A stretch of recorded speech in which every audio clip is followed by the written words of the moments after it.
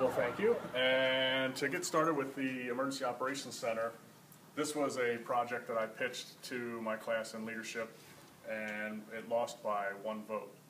So I felt very strongly about it. I was a firefighter on the East Coast.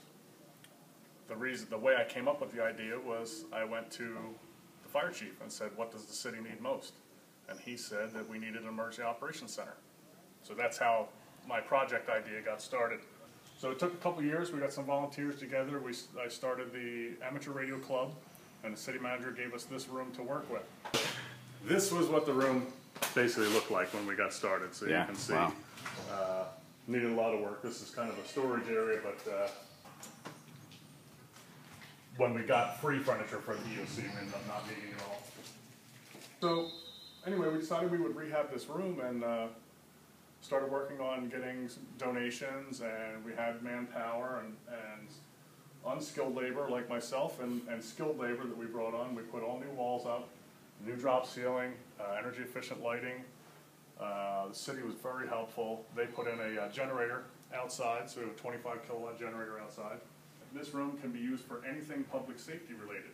So when Neighborhood Watch wants to have a meeting, they can come in here. When a disaster service workers group wants to have a meeting, they can come in here. I believe the city got a $75,000 grant. They're going to turn this into a smart room. So that means they're going to put a camera up here and 2 more screens on that wall, and they're going to be able to do training either from here with an instructor or from another location with an instructor. You'll be able to see the instructor, talk to him, he'll be able to see you or the audience, and also have his PowerPoint or whatever he's got on the side display next to it.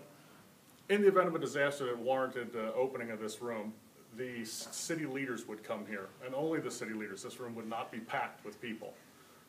Probably be at most maybe 15 people, and there would be security at the door checking people in and out. They would run the city from this room. The reason there's 3 TVs up there is as long as that there's cable on, most of the city's information is going to come through the news. So we can put CNN, Fox, MSNBC, whatever news channels we wanted. We could have 3 different news sources on at the same time. So if the communications were to go down, we have amateur radio in this room and these 2 cubicles back here, or if the communications center that we work with, RCC, the Regional Communications Center I think it's called, if their system goes down, power, or any kind of problem, we won't have a dispatching area. So we could potentially dispatch from here because we'll have communications from this room. We've got police radio and fire radios in this room. We could also relay information on the amateur side.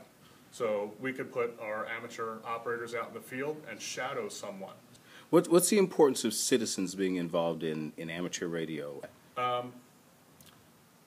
Well, I got involved initially because of Neighborhood Watch. I remember seeing my dad had learned amateur radio when I was a kid, and it seemed kind of neat, but I didn't want to have to learn Morse code. The new requirements are you don't have to know Morse code, which angers some of the older amateur radio operators, but that's another story. Residents can, in the event of a disaster, anything goes. So if you get your hands on amateur radio, you can use one without fear of being in trouble. If it's life and death, it's fair game.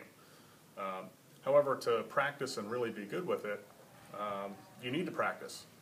So to do that, you need to have a license from the FCC. And to get the license, you basically just have to take the test.